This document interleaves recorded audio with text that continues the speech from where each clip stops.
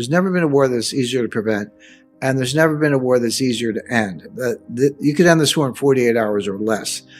Having said that, I did expect that through a series of policy blunders and escalation, in this case, military escalation and political escalation, that this war would take place. And thank you for mentioning that, Danielle. That's from 2015. Go back to 2011, my first book, Currency Wars. The first 2 chapters of that are an economic war game.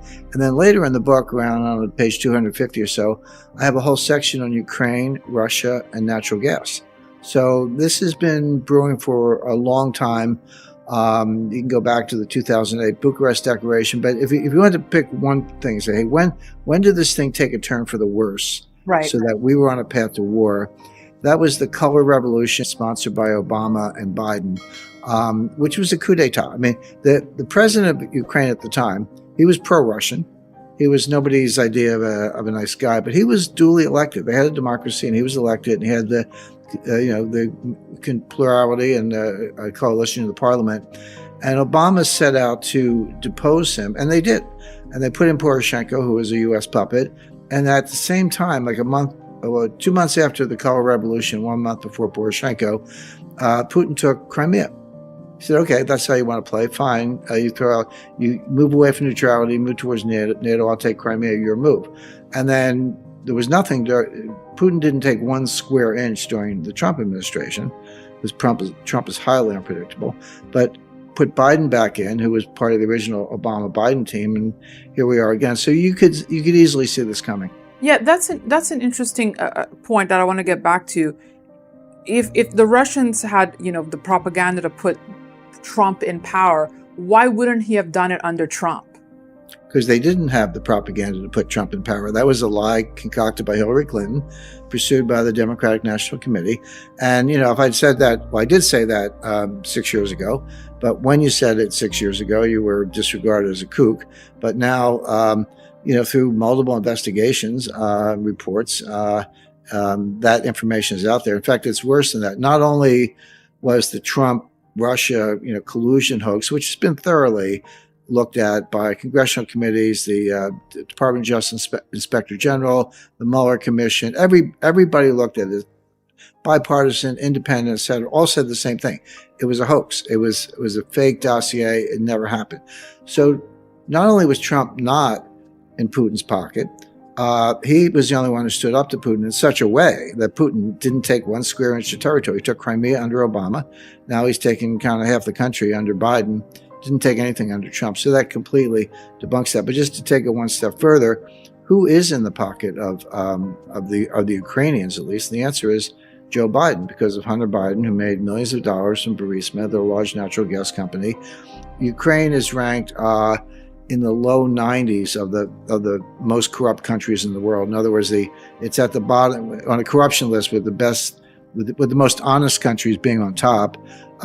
Ukraine is very close to the bottom. It's the most corrupt country in Europe, one of the most corrupt countries in the world. Zelensky's just another oligarch, just another phony.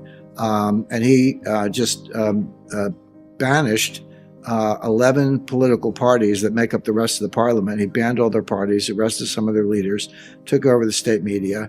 He's got tens of millions, if not more, stashed away in the bank. So he's another corrupt. This thing about Zelensky's the new Churchill. I mean, give me a break. He's one of the most corrupt officials around. Just another oligarch. Now you can take sides, but to me, Putin's a dictator. Zelensky's a dictator. Pick your dictator. But this idea that he's some good guy Democrat is nonsense. I want to get back to your point when you said this war could be over in 48 hours. How would that play out for you? Well, it's a phone call, basically. I mean, Biden's kind of non-compos mentis, but somebody who can string a few sentences together needs to call Zelensky and say, here's what we're going to do. You're not going to join NATO. We'll get the NATO Secretary General, Jens Stoltenberg, to say that. You need to say it, and the U.S. will say it. So you're not going to join NATO. You're not going to join the EU. You can be independent in the sense of being autonomous, but you have to be neutral. And there are plenty of models for this. Finland during the Cold War, Austria during the Cold War, potentially Ukraine today. There's when you've got two great powers, whether it's the U.S. and Russia, or the U.S. plus Europe and Russia confronting each other, the idea of buffer states, I mean, that's as old as, if not history, at least the history of buffer states is several centuries old at this point. It's a part of what every international strategist looks at. So Ukraine should be a buffer state. It should be neutral. That way Putin has no reason to invade, and we have no reason to try to push the borders of NATO to a point slightly east of Moscow, which Moscow hasn't been attacked from the east since Genghis Khan. Let's talk about the economic war once the kinetic war, as you say, is over. And, you say Russia's not a punching bag that takes hits without hitting back. You cite, for example, Russia will be teaming up with China to roll out the Chinese credit card system for Russian consumers. This comes after Visa and MasterCard ended all business with Russia. Their efforts won't end there. So let's start with that. How we might see this power play emerge between China and Russia, or this teaming up, this partnership. Right. Well, let's start with the sanctions and then pivot over to how China can replace a lot of other points of contact in terms of the Russian economy. These sanctions will not work to stop the war or slow the war or change the outcome of the war. Now, they absolutely punish the Russian economy. Yep. They punish Russian individuals, consumers, Russian citizens. They're going to have fewer options, more expensive goods. Their economy is going to slow down. Unemployment will go up. The ruble is devalued. All those things are true. But they're also true in the United States. We're going to punish Americans far worse than the Russians. Ukraine's kind of one of their nicknames is the breadbasket of Europe.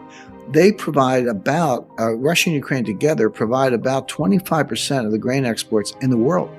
Pick your country, but when you get to Africa, there are countries in Africa where they get almost 100% of their grain from Ukraine. Lebanon gets 100% of its grain from Ukraine. Those people are going to starve because the Russians have taken over the Sea of Azov.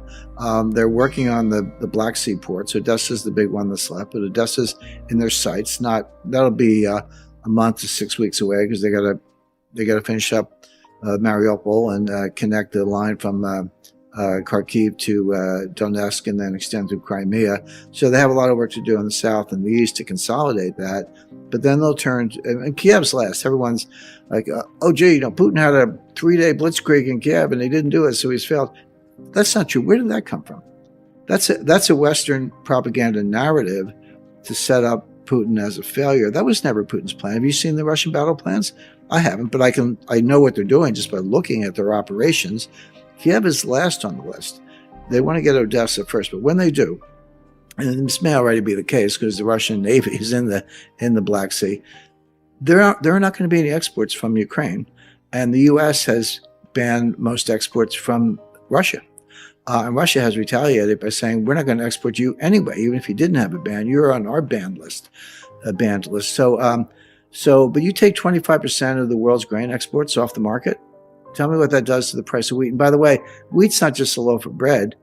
Most grain is used to feed livestock. So it goes straight through the price of pork, chicken, beef, etc. You're looking at things doubling or more. And then that's if you can get it. Then behind that are shortages. Now, we had a supply chain breakdown before any of this started. The supply chain has been breaking down in stages over the last several years. That became acute last fall. And everyone's like, oh, well, yeah, give it a month, they'll sort things out. No, it's getting worse. And now you put the Ukraine war on top of that and the economic sanctions on top of that, it's going to get a lot worse.